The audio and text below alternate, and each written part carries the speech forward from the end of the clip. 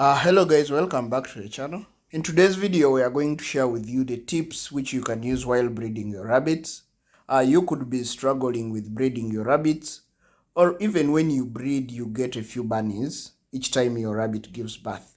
If you would like to learn some tricks on how you can get big litters each time you breed your rabbit, stick around. That's what we're going to discuss in this video. First of all, rabbits are induced ovulators, which means that the act of them breeding is what stimulates them to release eggs. Therefore, rabbits do not have a normal heat period, whereby when you take it to the male, it will instantly get bred and it will conceive. However, what you can do is you can check the vent to see whether the rabbit is receptive to the male. And normally when you check the vent and you see some pinkish color, that means that the rabbit is most likely going to be receptive to the male, and it could be a good time for you to breed it. Another thing to note is that rabbits tend to give birth to many bunnies when they are just beginning to give birth at about 6 months, up to around 2 years. Beyond that, the numbers of bunnies that the rabbit give birth to might reduce.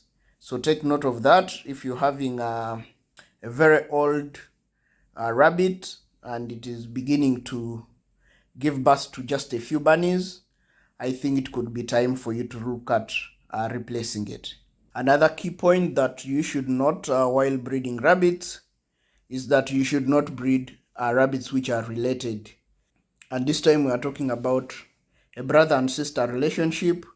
That's what we call inbreeding in rabbits. You can do it and get away with it, but most of the time it's going to give you issues. So don't breed rabbits which are related. There's another controversial aspect in regards to breeding rabbits, and this is line breeding. Some people confuse line breeding for inbreeding. Line breeding is where you breed maybe the mother rabbit to the son or the father rabbit to the daughter in a way to improve on your breed. This is okay because now you're breeding specifically for some features that you have seen in a rabbit and you would like to maintain. These features can be the rabbit being calm, mother rabbit being able to give birth to many bunnies, and also just maybe the rabbit being resistant to disease. So if you find a rabbit which has this kind of features or this kind of behavior, it's always good that you keep that line, and by doing that you can do line breeding. Another key aspect when breeding rabbits that you should take note of is the breeding time. You find some farmers just breed their rabbits anyhow. The rabbits should be bred during evening hours or morning hours. When the temperatures are cool, it's best for the rabbits to be bred. So just don't breed your rabbits anyhow. And also maybe another key thing, always breed your rabbits in pairs, so that if your rabbit gives birth and something happens to it and it is not able to take care of the bunnies, you can always foster them to the other rabbit that was bred in the same time. Now for the actual breeding, always take the female to the male and stand there to watch. Now why do you stand there to watch is that you are watching out for the fall off. When the male breeds the female, then the male falls on the side. This is a confirmation that the two rabbits have met. And what you should be looking for is 3 fall-offs. The back is going to breed the female and falls off to the side 3 times. After 3 times, you are okay to remove the rabbit and bring it back after 8 hours. Why do we say you bring it back after 8 hours? Because rabbits are induced ovulators like we first stated. So when you do this and bring your rabbit back in 8 hours, it will have released the eggs. That's why that your chances are going to be very high when you return your rabbit for breeding to the same back after 8 hours. Remember guys, your back can only breed 1 rabbit per day. That's another key thing, is that when you overuse your back, then it may not be able to fertilize the other rabbits that you bring after maybe the first or second breeding. So always plan to have your rabbit breed one doe per day. There's no need to rush. You can take a full week to breed all your rabbits. If you have 7 does, you can take a full week to breed them, and there is not going to be a problem because all of them are going to give birth more or less in the same window. Remember, rabbits have different gestation periods, so you can find that the first rabbit which you bred gives birth on maybe day 35 or day 33, while the last rabbit you bred gives birth on day 30. So they could end up all giving birth in the same window. After you have confirmed that your rabbit has been bred successfully, then you go ahead and mark the date of breeding on your calendar. Now, why do you mark the date of breeding? Is to enable you to give your rabbit a nest box on day 28. A nest box is where your rabbit is going to give birth. Secondly, it's going to be for record keeping.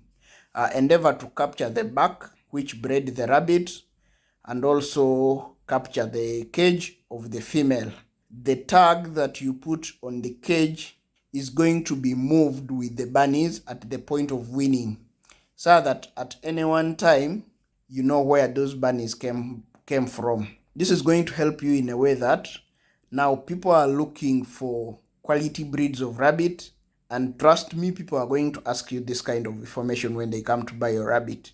Remember, the price of breeding rabbits is quite high. Most people just don't want to pay their money without knowing whether they are taking a quality animal. So record keeping is going to be key, and also it's going to help you to know which doe is productive and which doe is not, so that when you reach a point of wanting to replace a rabbit, you can actually replace a rabbit that is not productive on your farm. Remember guys, it's all about maximizing on your rabbit production to cut cost. For you to have 10, 15 mother rabbits which do not give you good number of bunnies, you are better off having 3 or 4 that give you relatively good number of bunnies. You can also check after 14 days to just confirm whether your rabbit is really pregnant, so that you don't wait the whole 30 days and you get nothing. There are several ways you can know that your rabbit is pregnant. One of them is going to be a change in behavior, maybe like food intake. We find that the rabbit which was not eating much now certainly eats a lot. Your rabbit becomes very lazy. The rabbit which was active is now just lying down on the cage all the time. Then also the rabbit which was calm suddenly becomes very aggressive. Those are kind of things that you can watch out for on your bunnies to just know whether they're pregnant. You can also do what they call a palpation. Palpation is where you feel the rabbit's stomach to check for any round balls around the hind legs.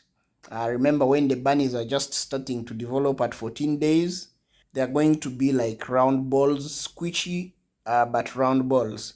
So you can palpate your rabbit.